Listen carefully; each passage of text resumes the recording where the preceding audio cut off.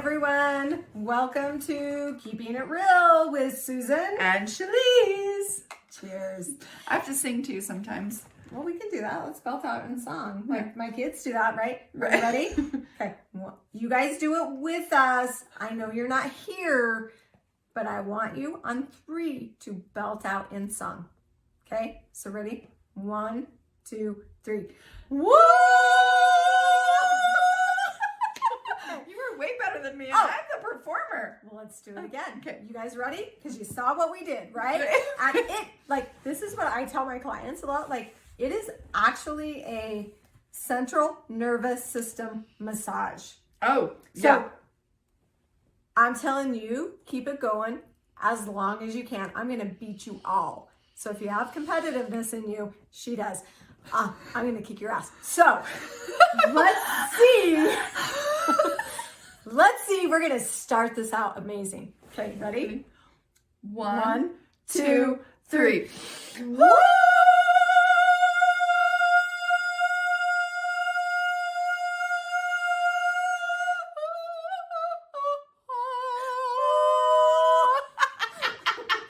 All right. So we didn't say we weren't kind of obnoxious. We were in unison on that. I know. Cheers. All right. So in our last show, we left off in a place where I think it's actually an emotion that we all feel, which is guilt. That's not just one emotion. So much guilt. Oh, what? Guilt? No, Guilt several emotions bring up guilt. Just like several emotions bring up jealousy. Like it all... Absolutely. Guilt. So, jealousy and guilt. So, I wanted to ask jealousy right now. That's Chalese another show. to... We have all day. I wanted to ask Chalese to kind of speak to, because I spoke to my guilt and how, like, my therapist shed that in asking me. And I think that's why I love questions so much for me. It's like, if I can pose a question, like I was telling Chalese, like my wall over there is full of all of my energetic questions going on right now, because it makes you stop. Like, you can make a statement. We talked about affirmations and like the statements you can make, and you can feel if it's true, not true, whatever inside of you. But to me, a question actually produces like this instant answer inside of you, and you continue to grow and work on it. So it's like when my energetic questions start coming up, at first there's an answer that's maybe, I want to say immature, or like an immature is not bad. It's or like a reaction. A reaction, whatever, that just isn't as profound or insightful. So maybe a little defensive even. Defensive, yeah. Because life's just trying to grow us. Yeah. Make us, like, I absolutely. Because that's why believe we're that. here. I think, like, I don't know, like some people don't believe that, but it's for me. I think, wow, if this doesn't mean anything, then we're in trouble. So I wanted you to speak to your guilt and how, like, we, go ahead. There's a whole chapter of this actually in my book. Mom guilt is what it's called. Really? Yeah. I've read your book. I loved it. Yeah. I think you should buy it. Thanks. It's available on Amazon, Barnes and Noble. Really? I know Yeah. Amazon. Yeah. And actually right now Amazon is having a sale on it. So thanks, Amazon. Oh, that's cool. Yeah. It's called Finding 40. A Mother's Walk with Grief. Yes. So Go buy it. Thanks for that plug. So, the guilts. Okay, so we were talking about, I'm very passionate about not judging people or when they're going through traumatic situations.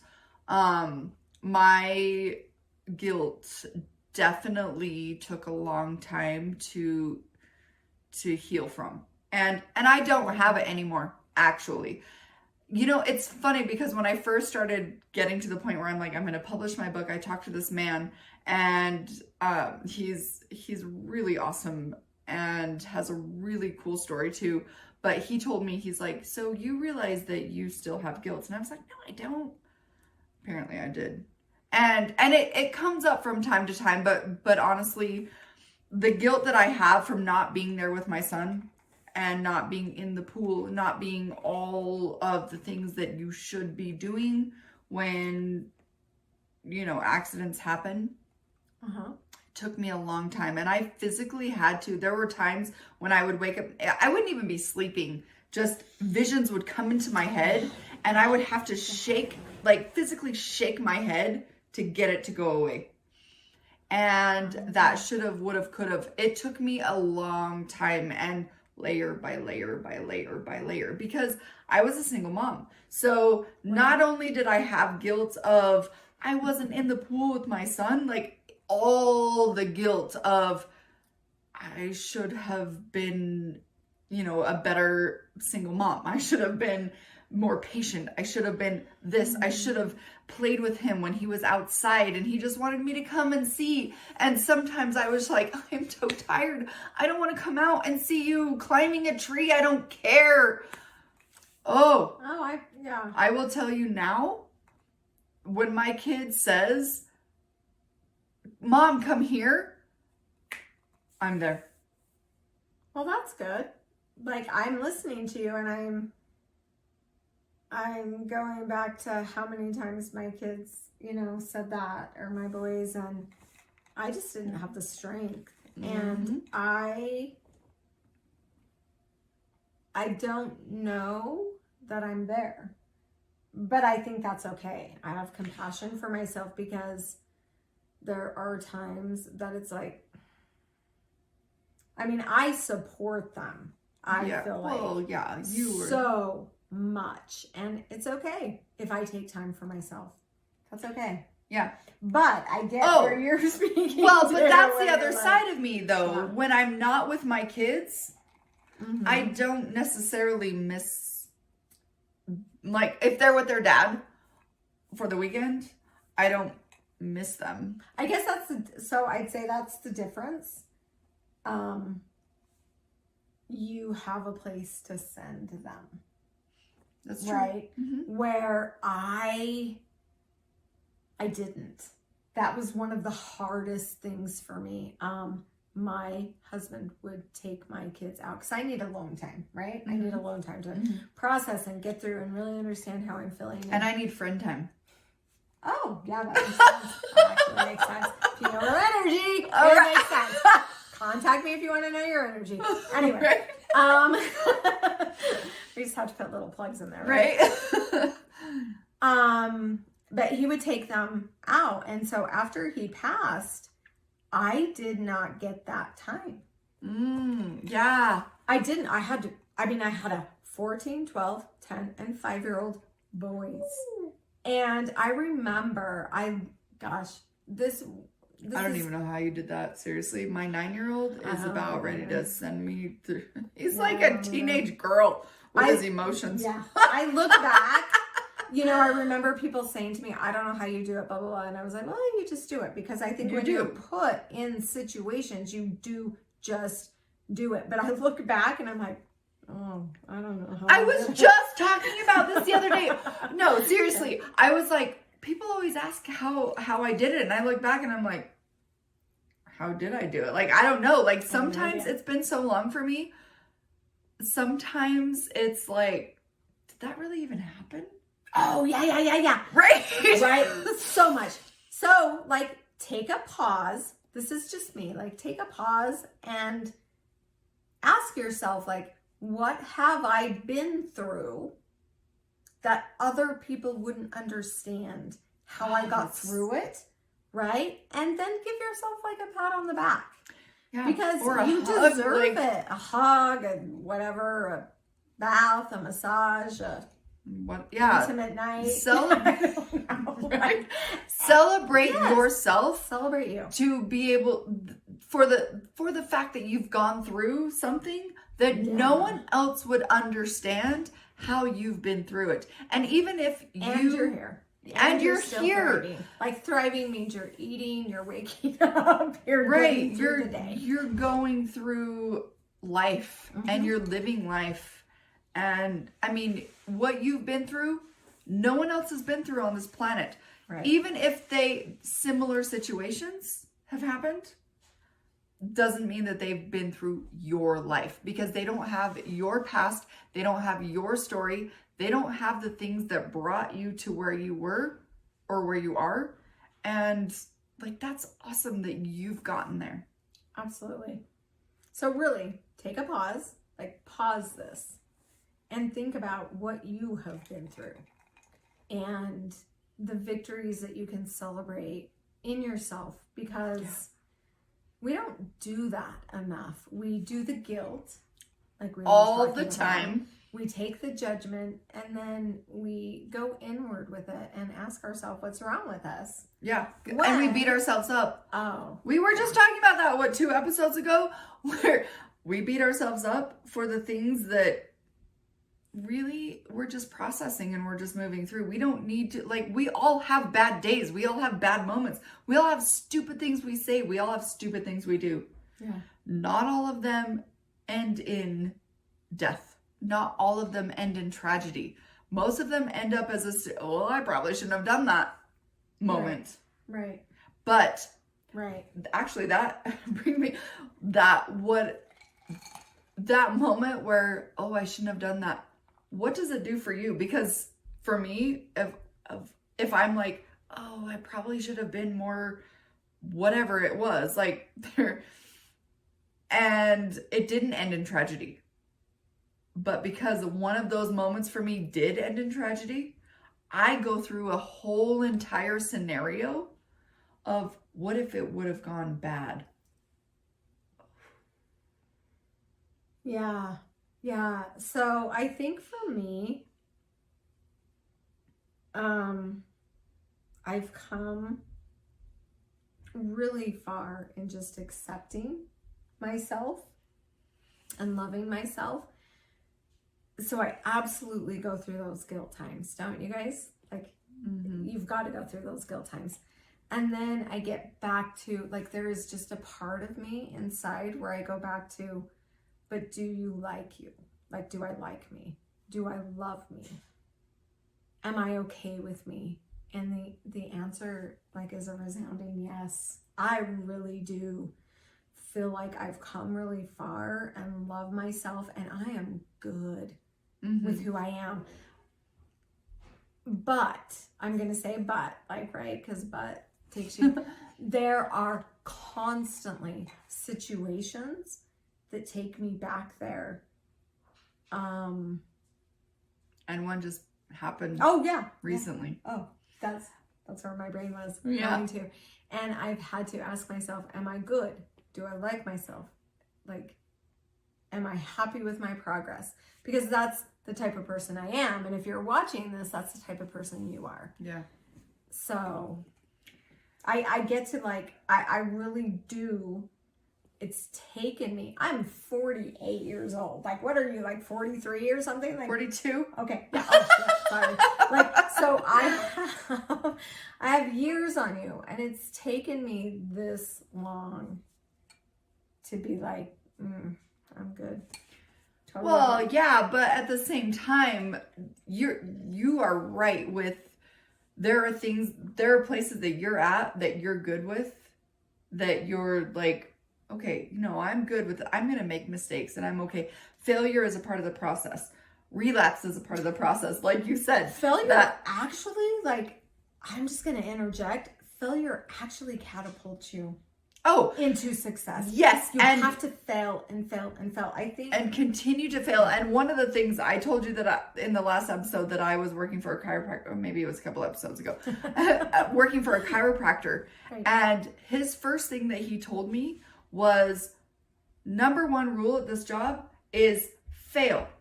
Because when you fail, you learn. And I was like, I love my boss. It's so awesome. Yeah. And That's really cool.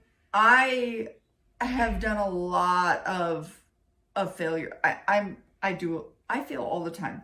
all the time, constantly. Pretty much daily. And yeah, exactly. Hourly. And it takes me to that next level. Here. And I'm not saying her, I'm saying me. yeah, you feel all the time. I'm saying me. But when we come back from our little break, I want you to share with us the last moment that we were just talking about. Like, there were some things that brought up some really deep moments for you that I think it's all a part of what we're talking about, the guilt, the failure, that all of those things I really believe wraps up into your story. Yeah, it really does. Yeah. So okay. When we get back. See you in a minute. Love you guys. Mwah. Hey everybody. Welcome back to Keeping It Real With Susan. and Chalese. Oh, there we're singing again. That's how we started this one. We did. Do you want to do it again? Like you guys do it with us again. Get ready. 1, 2, 3. Woo!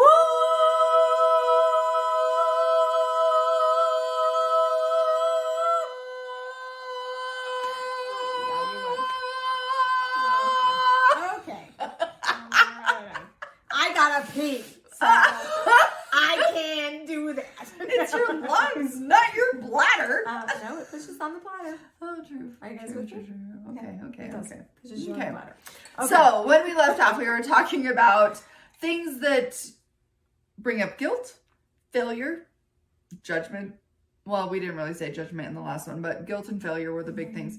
Yeah. You have a story that I have been waiting to hear because we haven't really talked about it. I mean, I know the basics of it, but I want to dive deep with it. Okay.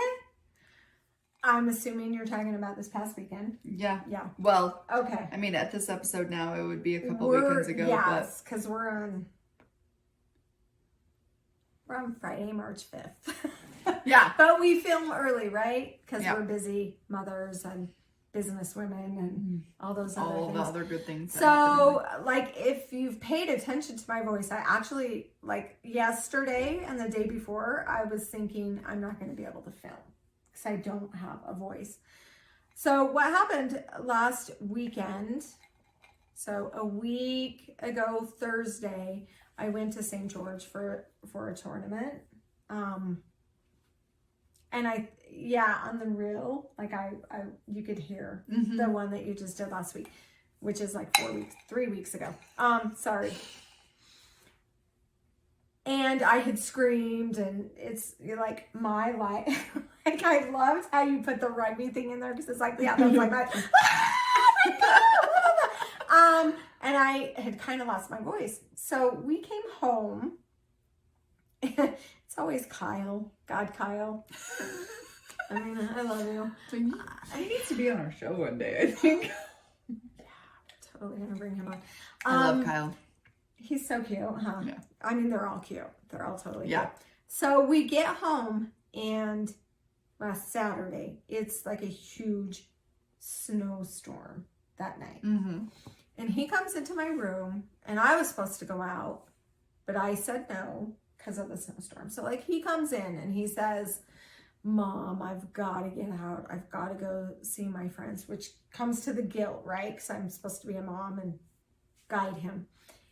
And I say, that's like, look outside. Like, I didn't go anywhere. You've got to really think. And he's like, no, I have to do this.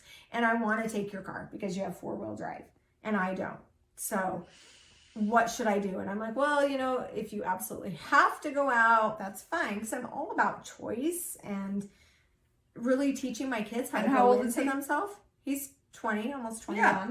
So he can make his own decisions. Yeah. It was a stupid decision. So Kyle, if you're watching this, you and I know, stupid, but you're learning. Okay.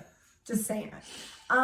He was like, I have to go. So I let him take my car and we had a conversation, which I'm like, so here's the thing too, people, like, I'm super intuitive. I have been sensing an accident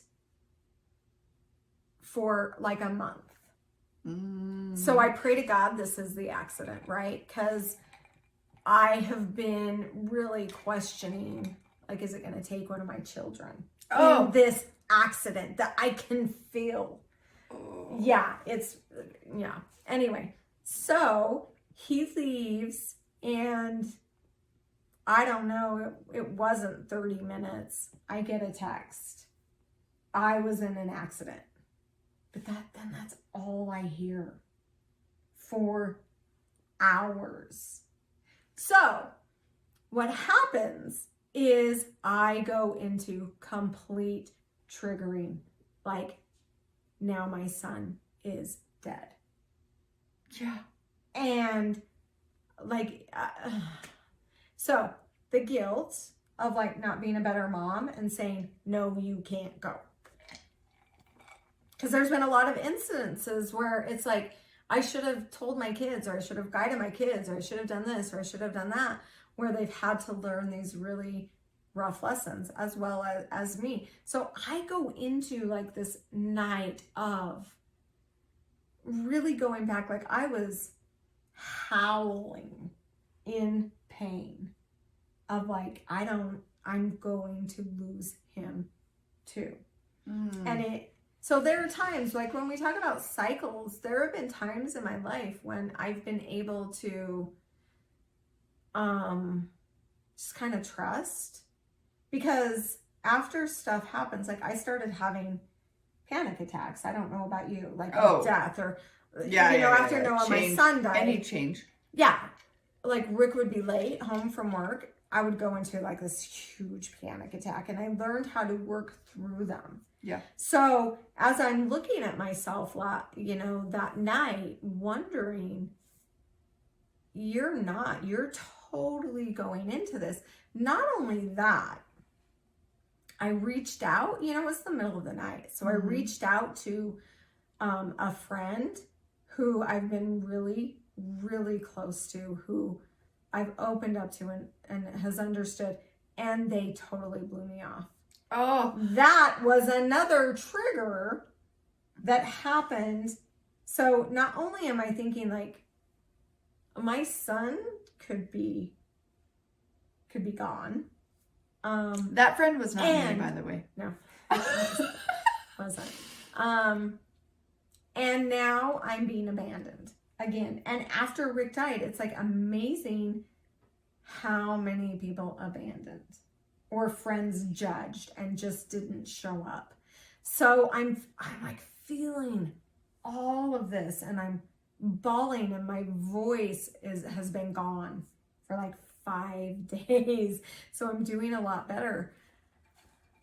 But it was amazing to me with the energies that are going on, like how it felt the same and what I would do if that happened. It was, there's a lot of things that came of it for me. So I felt like if you're wanting to, so what happened? I want to say what happened with Kyle. Like, he actually had come home and snuck in the house, but knew I was upset. Right? So I thought, and I get it. Like, I'm not upset with him at all, because sometimes I can be crazy.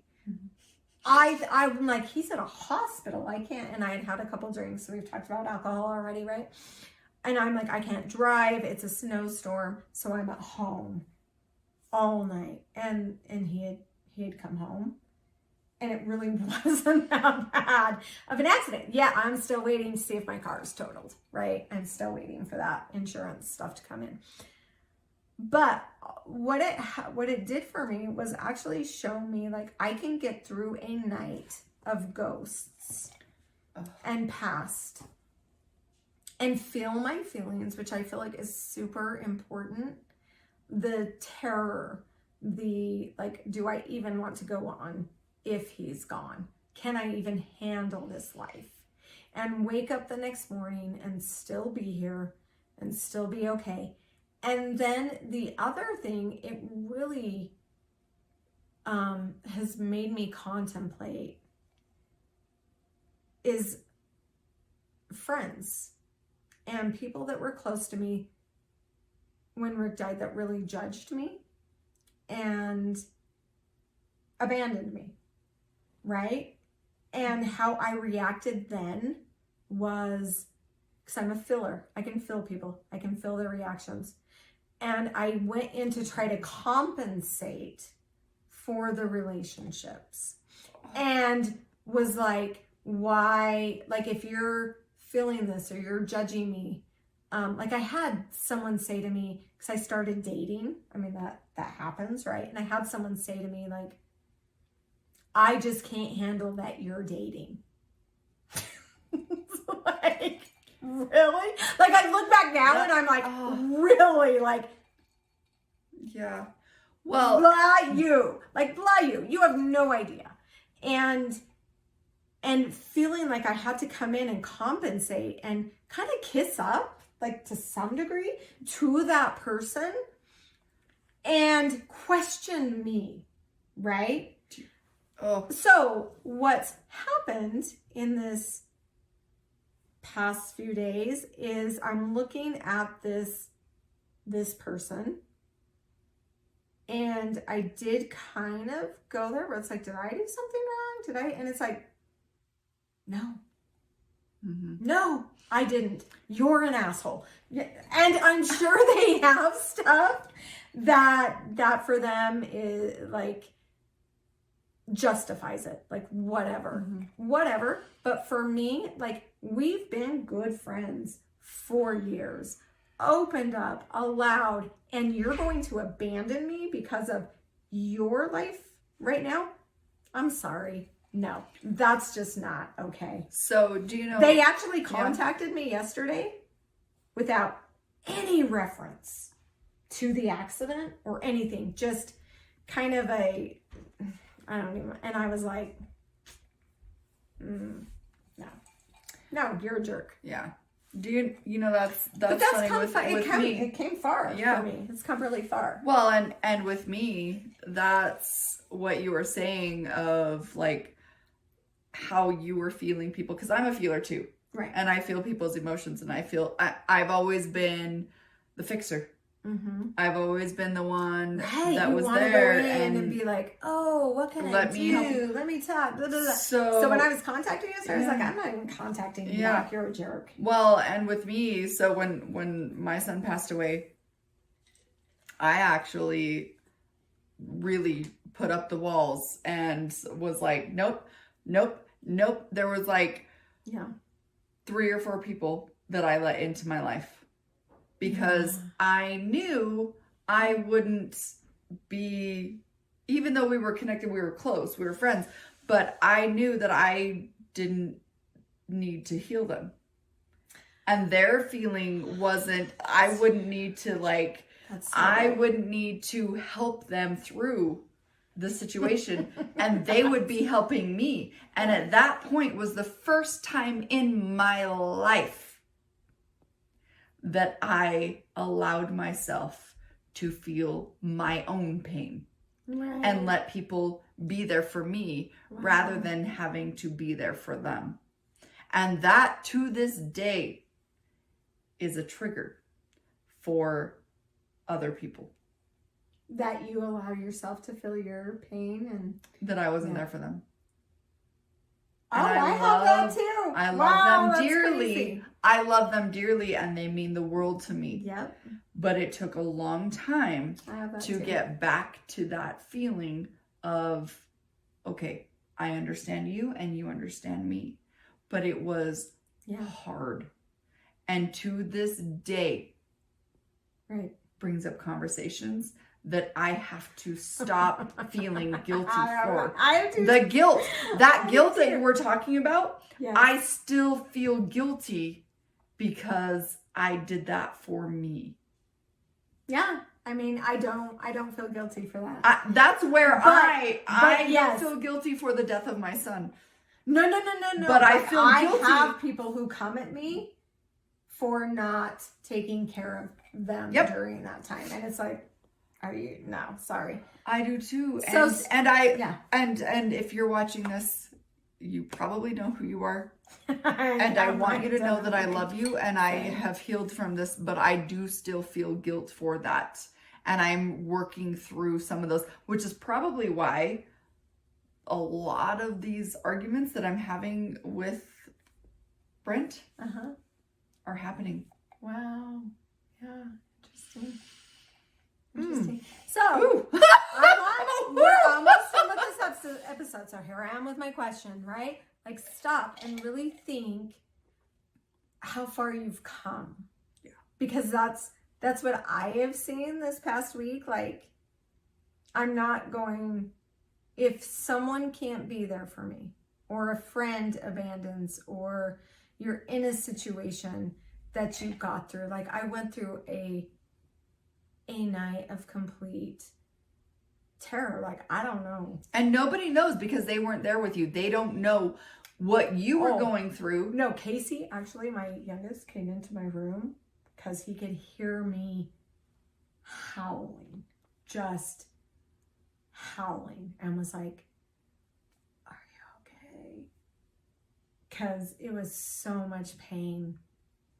So what pain have you dealt with that you can sit with now and accept? Like, that's something I just accepted it that night. I didn't know. Yeah. I didn't know what was going to come from it. And I was like bouncing back and forth. Because if my son had been taken that night, I don't know that I'd be sitting here. But I was able to sit in that terror. And, you know, my husband, Rick, it was a week before we knew exactly that he was going to pass. Wow. And be done. And I remember that week and trying to keep my emotions. You know, I had to be there for 4 kids, so that was fine. But I did shut down my emotions. I didn't howl. I didn't cry. I didn't think about killing myself, literally, until after. So that was 20-minute car ride for me from. Yeah. So seemed like a lifetime. Being able to see, like, okay, something could have happened to my son. I'm thinking about taking my life. Like, let's get real. We think about that. I'm thinking about, do I want to deal with this pain any longer of this earth? And I'm sitting and I'm allowing and I'm accepting and I'm just feeling it. To me, that's progress. Where do you have progress? Yeah. You have to have progress somewhere. So again, give yourself a tap on the back, like, love yourself, hug yourself. You have progress somewhere. And you know what? I think that that's a really great place to leave off, because I think that's a really good conversation for next time, to talk about that pain and sitting in it and those moments that bring us to the next level, and choosing whether or not we're going to move forward. Yeah, which is exactly, it was like, okay, it felt so reminiscent, like, I'm here in this moment wondering about my child and at the same time feeling abandoned. Yeah. Both. Mm-hmm. And how am I going to deal with it this time? Yeah. So where are you guys with that? Where are you reminiscent? Yeah. Where are you feeling similarities in your life? And really look at how far you've come. Yeah. Because you've come far. Yeah. Okay. All right. Okay. Love you. We'll see you next week. Mwah. Love you. All right. Bye. Bye.